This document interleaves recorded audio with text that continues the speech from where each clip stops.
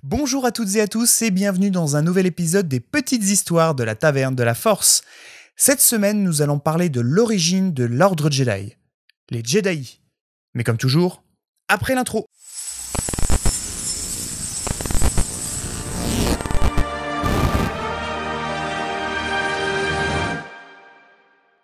Je suis ravi de vous retrouver comme à chaque fois pour une nouvelle vidéo.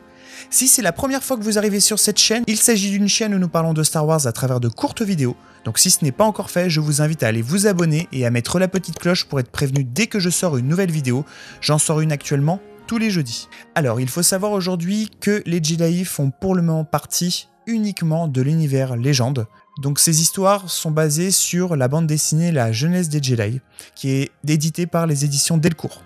Je ne sais pas si vous vous souvenez, mais dans l'épisode 8, nous allons sur le lieu de l'exil de Luke Skywalker, qui est la planète Ahch-To. Sur cette planète a été construit le premier temple Jedi.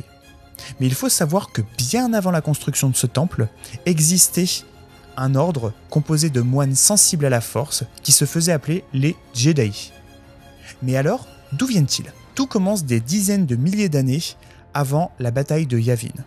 Au sein de la galaxie existaient 8 pyramides qui se faisaient appeler les Toyors et qui voyageaient à travers les mondes. Elles recherchaient les êtres sensibles à la force afin de les rassembler. Pour ce faire, elles leur envoyaient des signaux à travers la force. Ces derniers, qui à l'époque ne connaissaient absolument rien à ce mystérieux pouvoir mystique, se sont tous rassemblés autour de ces pyramides.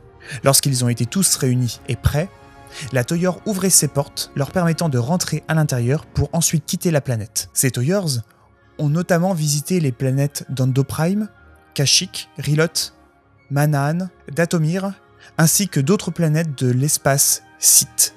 Ce rassemblement et cet exode est appelé la première migration. Lorsqu'un nombre suffisant d'êtres sensibles à la force a été réuni, les pyramides ont décidé de voyager vers le noyau profond de la galaxie.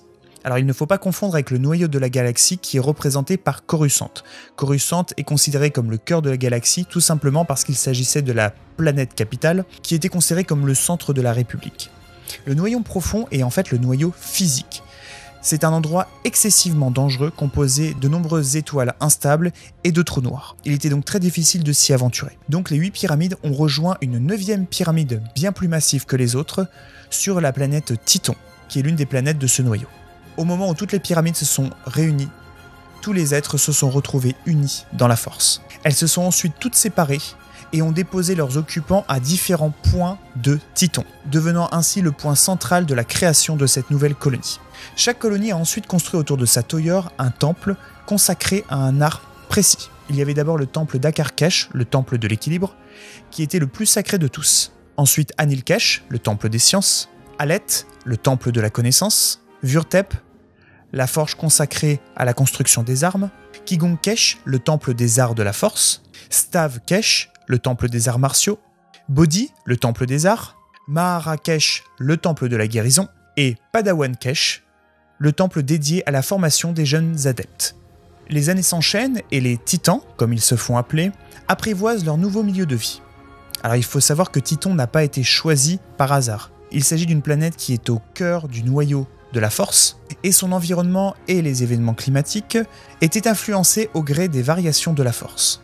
Ils ont même découvert que les 2 lunes de leur nouvelle planète, Ashla, la lune blanche, et Bogan, la lune sombre, entraînaient de violentes tempêtes de force lorsque la trajectoire de l'une empiète sur celle de l'autre. Ils comprennent donc que l'équilibre est une notion essentielle à l'harmonie et que la lumière et l'obscurité devaient vivre en équilibre au sein de la force. Cette philosophie est la base du dogme Titan, qui se renomme d'ailleurs par la suite Jedi, Jedi signifiant centre mystique en Dai Bendu.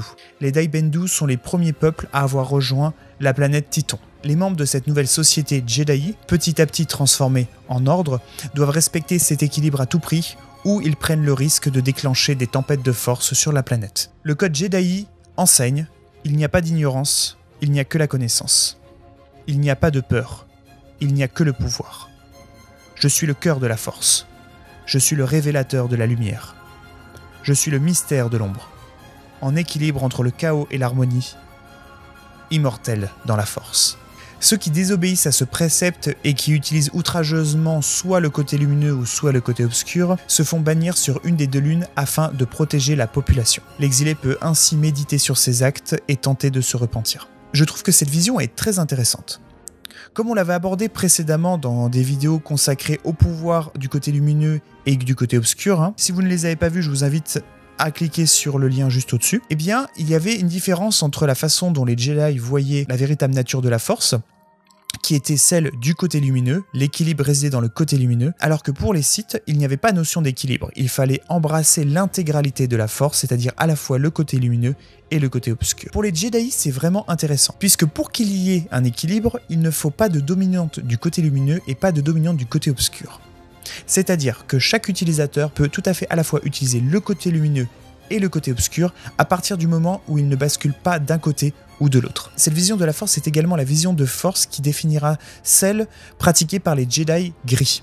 Cependant, cette liberté, à travers l'équilibre entre le côté obscur et le côté lumineux, n'est pas sans conséquences. Et c'est ce qui, à mon sens, va définir et créer le dogme Jedi que l'on connaîtra plus tard, mais ça, on l'abordera plus précisément en conclusion de la vidéo. Au fil des années, les Jedi découvrirent que le don de sensibilité à la Force n'était pas systématiquement héréditaire. Si au début, les membres de la famille non sensibles à la Force essayaient de cohabiter avec les Jedi, cela n'était pas sans conséquence puisque beaucoup perdirent la vie, notamment dans des tempêtes de Force, n'ayant pas la puissance suffisante pour justement se protéger. Il a donc été décidé que ces personnes non sensitives devaient s'en aller. Ils ont donc quitté la planète, ils se sont installés sur les planètes environnantes du système de Titan. Ils installèrent donc de nouvelles colonies dans lesquelles ils pouvaient vivre sans prendre de risques. Mais l'inverse était également vrai. Lorsque des êtres sensibles à la Force naissaient sur ces nouvelles colonies, ils devaient rejoindre ensuite la planète Titan pour suivre leur formation de Jedi. On appelle cet épisode la seconde migration.